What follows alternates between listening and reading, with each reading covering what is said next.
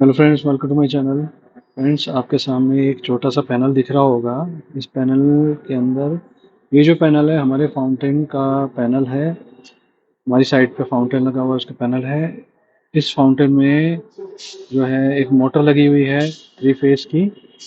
और जो 3 फेस की मोटर है उसमें अभी रिसेंटली एक प्रॉब्लम आ रही थी।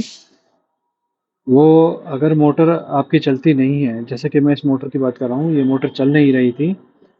और ये मोटर जो है नॉर्मली आपका 7-8 एम्पियर के लोड लेना चाहिए। ये 3 फेस की 5 HP की मोटर है। और ये आपका 7-8 एम्पियर 9 एम्पियर तक लेनी चाहिए थी। पर ये दिखा रही थी 18 एम्पियर के आसपास लोड दिखा रही थी।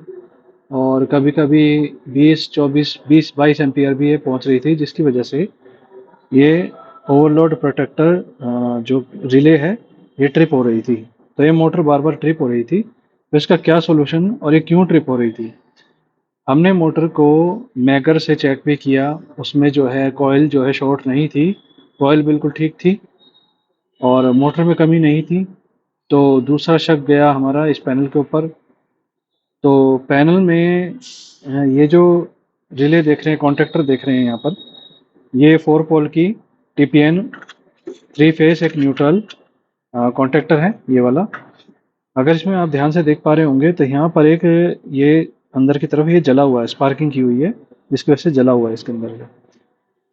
तो हो क्या रहा था कि फ्रेंड्स, मैं आपको बताना चाहता हूँ कि जब भी कभी कोई भी 3 फेस की मोटर होती है, जब उसका एक फेस जो है कम आने लगता है तो बाकी 2 फेस में लोड बढ़ जाता है। तो ओवरऑल अगर एक फेस मिस भी हो जाए, एक फेस नहीं मिले, तो फिर मोटर जो है बहुत ज़्यादा लोड लेने लगती है। वो मोटर जो है 3 से 4 गुना लोड लेने लगती है, जिसकी वजह से ओवरलोड प्रोटेक्टर जो स्विच होता है, रिले होती है, ये ट्रिप होने लगता है।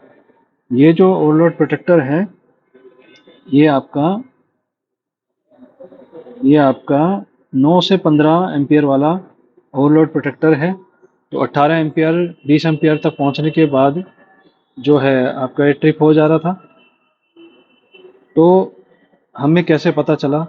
अगर आपकी मोटर ठीक है और आपका जो है जो कॉन्ट्रैक्टर है या आपके कोई भी ओवरलोड प्रोटेक्टर जो है रिले है, अगर वो एक फेस नहीं दे रही होगी तो फिर आपकी मोटर जो है सही नहीं चलेगी, बहुत ज़्यादा एम्पियर लेगी, चाहे मोटर ठीक ही क्यों ना हो। तो उसका कैसे पता लगाते हैं? उसका पता ऐसे लगाते हैं कि सबसे पहले आपको मेन सप्लाई जो है, यहाँ देख पा रहे होंगे, ये मेन सप्लाई है। इसमें अभी फेस है, 3 फेस और न्यूट्रल आ रहा है।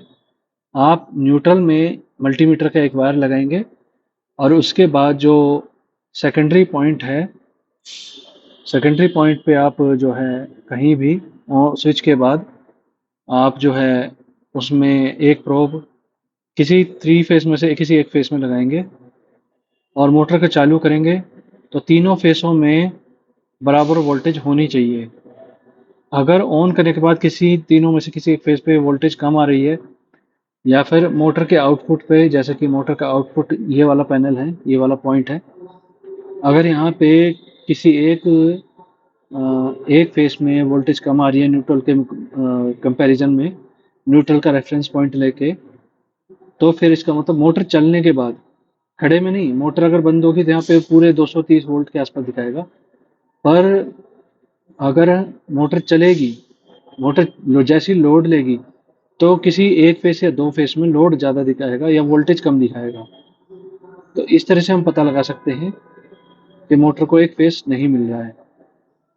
तो उसके बाद आप ट्रबल शूट करें, हर फेस में लगा के देखें, अलग अलग कॉन्टैक्टर पे, ओवरलोड प्रोटेक्टर रिले पे लगा के देखना है हमें कि वोल्टेज कम किस में आ रही है।